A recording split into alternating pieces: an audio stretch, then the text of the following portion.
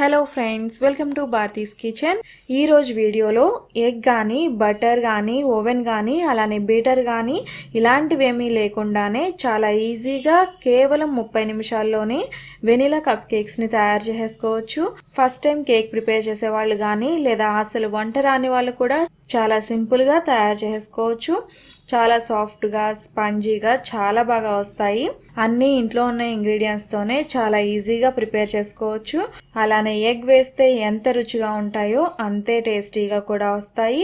So late చేయకుండా రెసిపీని అలా ప్రిపేర్ చేసుకోవాలో ఇప్పుడు చూపిస్తాను. ఫస్ట్ ఈ రెసిపీ కోసం ఒక బౌల్లో పంచదారని తీసుకోవాలి. హాఫ్ కప్ వరకు పంచదారని తీసుకోవాలి.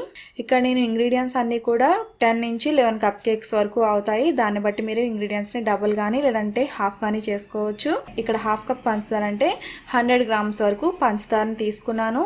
నెక్స్ట్ అలానే ఇందులో 1/4 కప్ వరకు ఆయిల్ని వేసుకోవాలి. ఫ్లేవర్లెస్ ఆయిల్ని 1/4 కప్ అంటే 35 గ్రామ్స్ వరకు ఆయిల్ని వేసుకోవాలి. ఈ ప్లేస్లో మీరు బటర్ని కూడా వేసుకోవచ్చు. బటర్ వేసుకున్నట్లయితే 35 గ్రామ్స్ వరకు వేసుకుంటే సరిపోతుంది.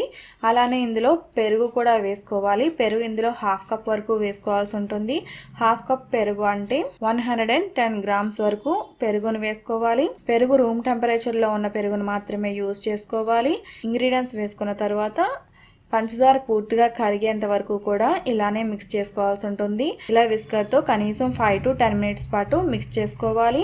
షుగర్ వేసాం కాబట్టి షుగర్ మెల్ట్ అవడానికి కొద్దిగా టైం పడుతుంది. అదే షుగర్ పౌడర్ యూజ్ చేస్తున్నట్లయితే ఈజీగా మెల్ట్ అవుతుంది. సో మీరు పంచదార బదులు షుగర్ పౌడర్ని కూడా యూజ్ చేసుకోవచ్చు. హాఫ్ కప్ పంచదారని గ్రైండ్ చేసి కూడా ఆ పొడిని వేసుకోవచ్చు. పంచదార పూర్తిగా కరిగి బాగా కలిసేంత వరకు కూడా ఇలా మిక్స్ చేసుకున్న తర్వాత నెక్స్ట్ ఇందులో డ్రై ఇంగ్రీడియంట్స్ అన్నిటినీ కూడా జల్లించుకోవాలి. దానికోసం ఒక స్ట్రైనర్లో 1 కప్ వరకు మైదాని వేసుకోవాలి. 1 కప్ మైదా అంటే 115 గ్రామ్స్ వరకు మైదాని వేసుకోవాలి. అలానే ఇందులో పావు టీ స్పూన్ సాల్ట్, అలానే 1 టీ స్పూన్ బేకింగ్ పౌడర్, అలానే 1/4 టీ స్పూన్ బేకింగ్ సోడాని కూడా వేసుకోవాలి. నెక్స్ట్ ఇందులోనే మిల్క్ పౌడర్ని కూడా వేసుకోవాలి. అంటే పాలపొడి ఉంటుంది కదా, ఆ పాలపొడిని 2 టేబుల్ స్పూన్స్ వరకు వేసుకోవాలి. అంటే 20 గ్రామ్స్ వరకు పాలపొడిని వేసుకుని జల్లించుకోవాలి. సో డ్రై ఇంగ్రీడియంట్స్ అని ఇలా జల్లించుకున్న తర్వాత ఇందులోనే పావు టీ స్పూన్ వరకు వెనిలా ఎసెన్స్ని కూడా వేసుకుని కట్ అండ్ ఫోల్డ్ మెథడ్లో మిక్స్ చేసుకోవాలి. ఎగ్లెస్ కేక్స్ ఎప్పుడు ప్రిపేర్ చేసినా కూడా ఎగ్ బదులు కర్డ్ యూజ్ చేస్తాము, లేదంటే పాలు వెనిగర్ కలిపి యూజ్ చేసుకోవచ్చు, లేదంటే కండెన్స్డ్ మిల్క్ కూడా యూజ్ చేసుకోవచ్చు. సో మనం ఎప్పుడైతే పెరుగును యూజ్ చేసామో ఎగ్ బదులు ఎగ్ వేసినంత టేస్ట్ అయితే రాదు. సో అందుకని మనం మిల్క్ పౌడర్ అనేది వేసుకుంటాము. పెరుగు వేసుకున్నట్లయితే కంపల్సరీ మిల్క్ పౌడర్ అనేది యాడ్ చేసుకోండి, టేస్ట్ బాగుంటుంది. మిల్క్ పౌడర్ వేసినట్లయితే కొద్దిగా టేస్ట్ అనేది ఇంక్రీజ్ అవుతుంది అనమాట. మీ దగ్గర ఉంటే కంపల్సరీ వేసుకోవచ్చు, లేదంటే స్కిప్ చేసేయండి. సో ఇలా మిక్స్ చేసుకున్న తర్వాత బ్యాటర్ అనేది థిక్గా ఉంది కదా, ఈ బ్యాటర్ని అడ్జస్ట్ చేసుకోవడానికి కాచి చల్లార్చిన పాలను కానీ లేదంటే పచ్చి పాలను కానీ 1/4 కప్ వరకు వేసుకోవాలి. ఎటువంటి లమ్స్ అనేది లేకుండా నీట్గా ఇలా మిక్స్ చేసుకోవాలి.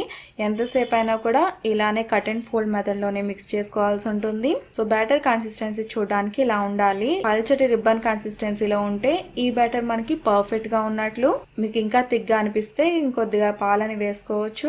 కేక్ ప్రిపేర్ చేసినప్పుడు పాలు అలాగే పెరుగు రూమ్ టెంపరేచర్లో ఉండేటట్టు చూసుకోవాలి. బ్యాటర్ ప్రిపేర్ అయిపోయింది కదా, ఈ బ్యాటర్ని మనం మౌల్స్లో ట్రాన్స్ఫర్ చేసుకుందాము.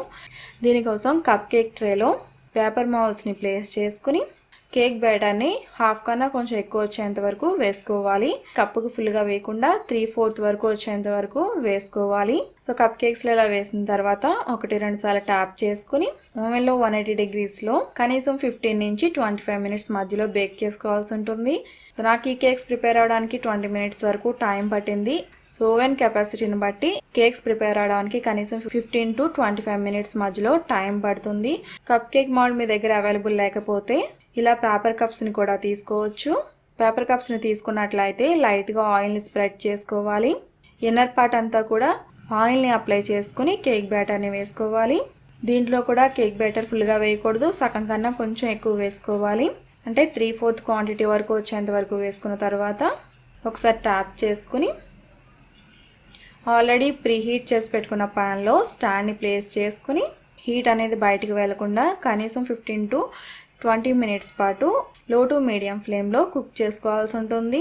కేక్ ప్రిపేర్ అయిందా లేదా అని తెలుసుకోవడానికి టూత్ పిక్ గుచ్చి చూడండి.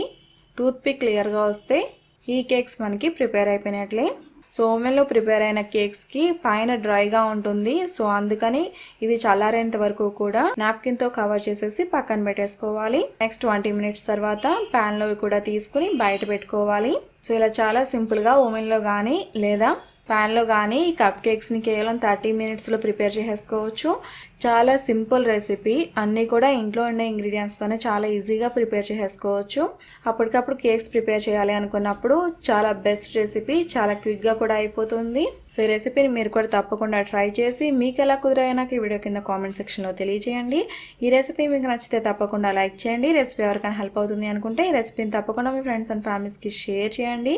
మరిన్ని మంచి రెసిపీస్ కోసం నా ఛానల్ సబ్స్క్రైబ్ చేయండి. అలాగే తర్వాత వచ్చే బెల్ ఐకాన్ కూడా క్లిక్ చేయండి. Thanks for watching.